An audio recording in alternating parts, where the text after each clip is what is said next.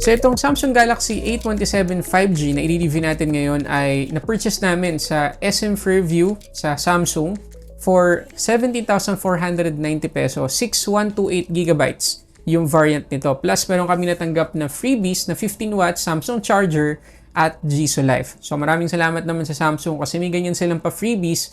Pero actually kahit sa online kayo bumili, may ganyan din na matatanggap kayong freebies. Pero kailangan nyo lang tandaan at doon lang namin nalaman sa physical store na nung i-check namin, nakita namin kasi magkaiba yung presyo nung bibili naming A27 5G doon sa physical store, pati na rin doon sa website or sa Lazada. Magkaiba talaga yung presyo. Noon pala, turns out, yung 6128 gigabytes ay sa physical stores, yung 8256 naman ay available online. Okay, so kung gusto niyo ng mas mataas na variant ng A27 5G, sa Lazada, Shopee, or sa website kayo ng Samsung, bibili. Okay, so kung itong 6128 gigabytes ay nabili namin for 17,490 pesos, sa Lazada naman, ang presyo nito ay 19,690 pesos as of making this video. And again, yun yung 8256 gigabytes. So, ang isa pang difference na pakikita ninyo sa online ay yung available colors para dito sa A27 5G. Sa physical store, black tsaka blue. Tapos sa online naman,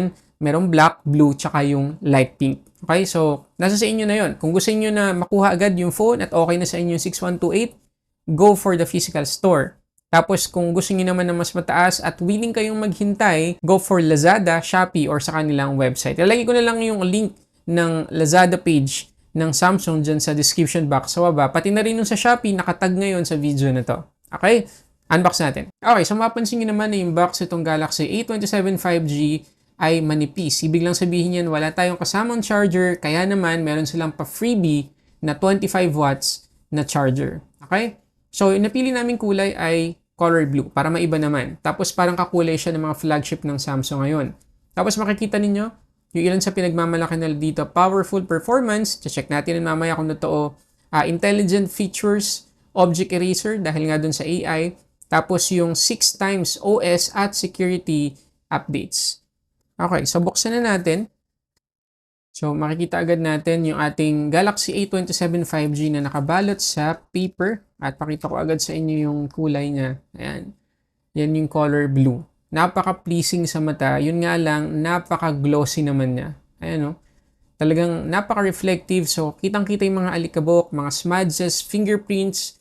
Hindi madaling i-maintain yung phone na to pagdating dyan. At dahil nga wala tayong kasamang kahit anong accessories dito maliban dun sa SIM ejector pin, mapipilitan tayo agad na bumili ng case para sa phone na to. Pati na rin, tempered glass kasi wala tong pre-installed na screen protector. Tignan na rin natin yung ilalim ng box. Tignan natin yung mga kasama pa dito. So kagaya na sinabi ko, meron tayong SIM ejector pin dito and at least meron tayong USB-C to USB-C cable pati na rin yung ilang documentation. So, yan lang yung kasama sa box. Okay, ngayong alam na natin yung presyo at unboxin natin itong Samsung Galaxy A27 5G.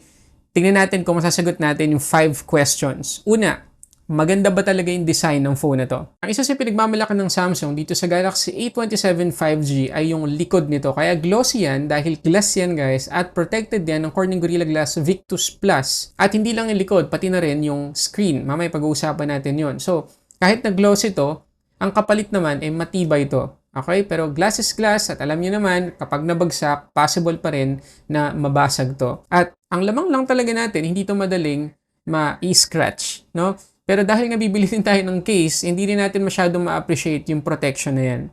Plus, maliban sa Corning Gorilla Glass Victus Plus, meron pa tayong IP64 na rating dito at meron tong support sa eSIM. So ito yung kanyang SIM tray. Pwede tayong maglagay ng microSD card at isang nano SIM. Pwede ring dalawang nano SIM pero walang microSD card. Pwede ring isang nano SIM at isang eSIM. So ito yung result ng mga speed test na ginawa natin. Dito sa Ookla speed test, 349 Mbps yung kanyang download. 17.1 Mbps naman yung upload speed. Dito naman sa fast.com, 300 Mbps na download yung nakuha natin. Tapos sa upload ay 24 Mbps. At dito naman sa Google Speed Test, 249.3 Mbps yung download at 24.2 Mbps yung upload. So pinapakita lang nung tatlong result na yan na yung 5G connectivity natin dito sa Galaxy A27 5G ay maasahan po talaga at mabilis. So if ever na gumagamit tayo palagi ng data sa work natin or kung saan man, hindi po tayo mapapahiya pagdating sa speed ng kanyang connection. So tingnan natin yung bawat side. Dito sa taas makikita natin yung ating secondary microphone. Dito naman sa may right side yung ating volume up and down buttons, pati na rin yung fingerprint scanner natin na conventional. Kaya mapapansin niyo mabilis naman. May konting-konting dali lang kung minsan, pero most of the time, na-unlock naman yung ating phone gamit ng kanyang conventional fingerprint scanner. Doon naman sa may left side yung ating SIM tray na pinakita ko sa inyo kanina. At sa ilalim yung ating speaker, USB-C port at yung ating main microphone. Yes, isa lang po yung ating speaker dito sa Samsung Galaxy A27 5G. So, medyo deal breaker yun sa akin. Hindi ko na siya ma-justify dahil medyo may kamahalan tong phone na to. Isipin nyo, lumampas tayo ng 15,000 pesos para sa 6128 pero single firing speaker lang. Para sa akin, hindi acceptable yun. At para naman sa mga curious sa haptics, hindi po sobrang ganda. Enough na enough lang, pero hindi ko pa rin siya ma-justify for more than 15,000 pesos na phone. So, to answer the question kung maganda po ba yung design nitong Samsung Galaxy A27 5G, ang sagot ko, yes and no. Yes, kasi maganda po yung protection na inilagay nila, IP64 plus meron pang Corning Gorilla Glass Victus Plus. Tapos, mabilis yung ating 5G connectivity at meron siyang eSIM support. Yun nga lang, medyo kinulang ako pagdating sa speaker niya kasi para sa presyo, single firing speaker lang tayo dito plus yung haptics niya hindi ganun kaganda. Doon naman tayo sa second question. Maganda ba yung display ng phone na to? Pagdating sa display, naka 6.7-inch Super AMOLED tayo dito na display. Full HD Plus yung kanyang resolution, 120Hz yung kanyang max refresh rate, at protected nga to ng Corning Gorilla Glass Victus Plus. At aabot ng 800 nits yung kanyang peak brightness. In fairness naman, makikita nyo ngayon na ang ganda po talaga ng display nitong Galaxy A27 5G. Napaka-vibrant ng kulay, napaka-pleasing sa mata, at para sa akin, sa paningin ko, napaka-accurate po ng kulay niya. Talagang mag-enjoy tayo pagdating sa media consumption. Yun nga lang, mapapansin nyo din na hindi proportion yung kanyang bezels. Yung taas, tsaka yung gilid, pantay, pero pagdating dun sa chin, mas makapal compared dun sa ibang gilid. So, baka ma-disturb tayo sa una, pero pagdating naman ng ilang days ng paggamit dito, masasanay din tayo. Ang isa pang kagandahan dito sa A27 5G, level 1 ng kanyang wideband security, kaya makakapag-play tayo ng full HD contents sa mga streaming services kagaya nitong Netflix. Ngayon, pagdating naman sa refresh rate behavior, makikita ninyo na from 120Hz, buwababa naman siya to 60Hz kung hindi natin masyadong ginagalaw yung display, which is good. Matipid sa battery. Pero speaking of battery, mamaya pag-uusapan natin yung SOT na nakuha natin dito. Pakitingnan natin ngayon yung settings, pati na rin yung UI. So, makikita ninyo na napakalinis po ng itsura. Again, napaka-pleasing sa mata ng color production nito. Tapos dito sa settings, tapos puntahan natin yung display. Meron tayo ditong motion smoothness or yung kanyang refresh rate. So, kagaya na sinabi ko, naka-adaptive lang tayo palagi nung tinetest ko to. Pero kung gusto niyo mas matipid pa sa battery, pwede namang standard. Pero syempre medyo hindi na ganun ka-smooth yung ating pag-scroll o yung mga animations. Tapos meron tayo ditong screen mode at dalawa yung option natin, vivid at natural. Plus pwede nating matimpla yung white balance or color temperature. So to answer the question kung maganda ba yung display nitong phone na to, para sa akin yes na yes. Napakaganda po ng kulay na napoproduce ng kanyang screen.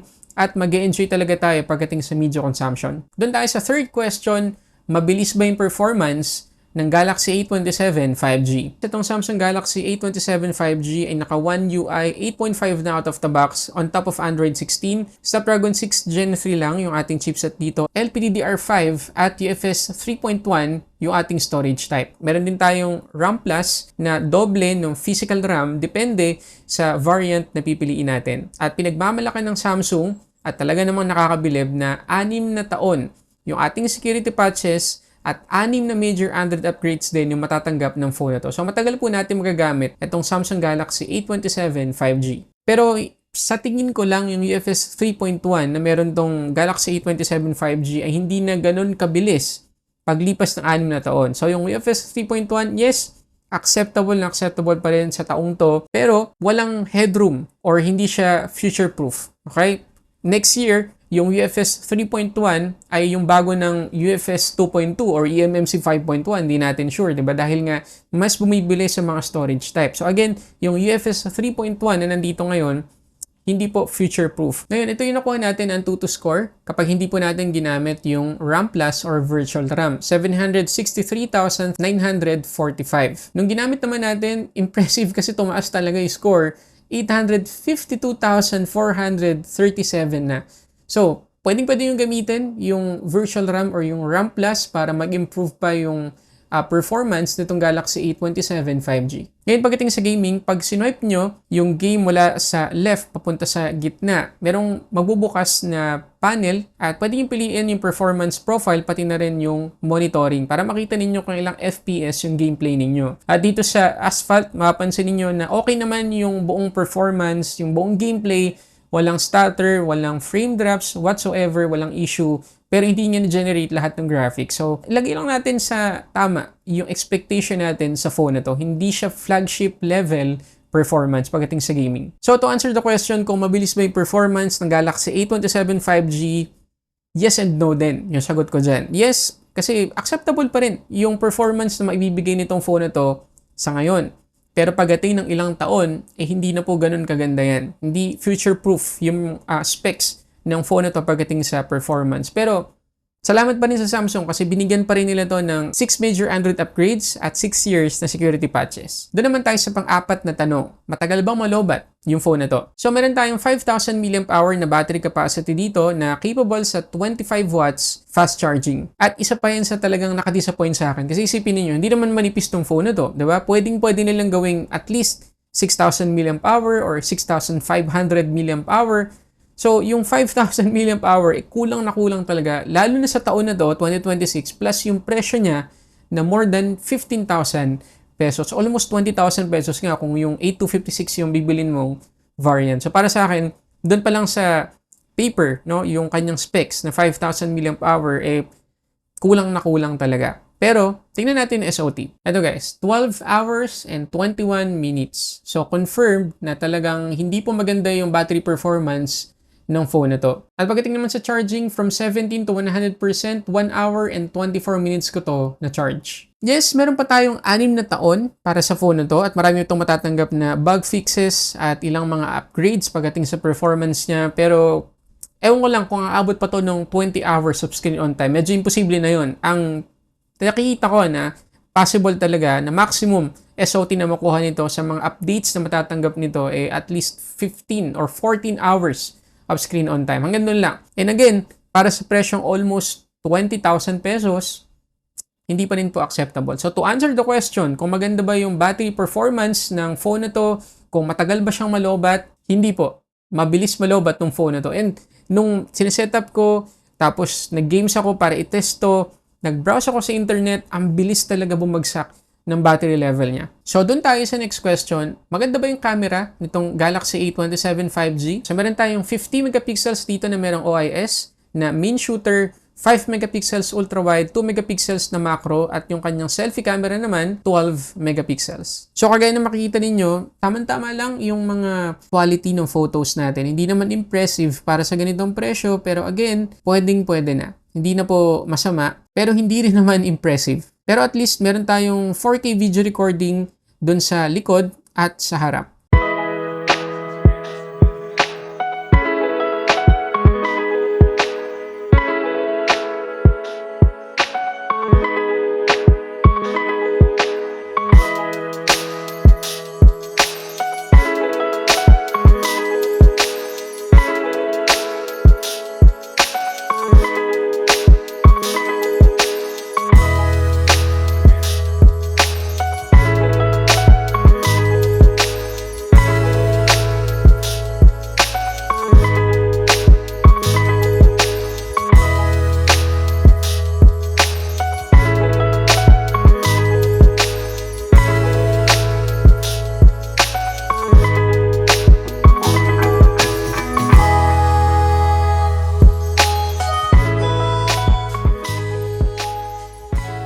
So to answer the question kung maganda ba talaga yung camera ng phone na to, hindi po. Nakita nyo naman, diba?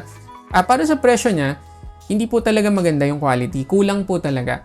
Pero kung mababa lang yung presyo ng phone na to, baka masabi ko pa na pwede na yun, maganda na. Pero yun nga almost 20,000 pesos na to para sa A256. Ganun yung quality para sa akin, hindi po talaga acceptable. Okay, ngayon, bibili ko ba tong phone na to? Sulit ba to para sa inyo? Lagay niyo dyan sa comment section. Pero as for me, hindi ko siya marirecommend sa ngayon. Pwede naman tong bilhin ng mga gusto lang gawin tong hotspot.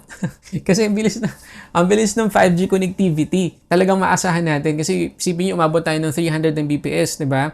So, if ever gagamitin natin to as hotspot, okay naman. Reliable yung kanyang 5G connectivity. Maganda rin naman yung display kasi yun nga isa sa puring-puri ko dito sa phone na to. Talagang ang ganda ng color production, napaka-vibrant, mag-e-enjoy kayo sa panonood dito. Tapos yung protection niya, okay din kasi Corning Gorilla Glass Victus Plus. Pero in reality, hindi kasi natin masyadong magagamit yan dahil nga, lalagyan din naman natin to ng tempered glass at saka ng case. So sana, inilagay na lang ng Samsung yung dalawang protection na yon, pinawas nila sa specs, tapos tinaasan nila yung battery capacity. Tapos same pa rin yung presyo. Parang ganun. Yun lang naman yun sa akin. O kaya, ginawa nilang UFS 4.0 or 4.1 yung storage type para naman future-proof at mas ma-appreciate natin yung haba ng software updates. Pero syempre, thumbs up pa rin sa Samsung sa tagal ng software updates na ipapadala nila dito sa phone na to. Okay, so para sa akin, hindi ko siya marirecommend, pero if ever man nabilin mo, meron ka pa rin ilang reasons na acceptable kaya mo to bibilhin. Okay, so yun muna guys, maraming salamat sa panonood. Para sa ating unboxing and reviews, this is Sulit Tech Reviews.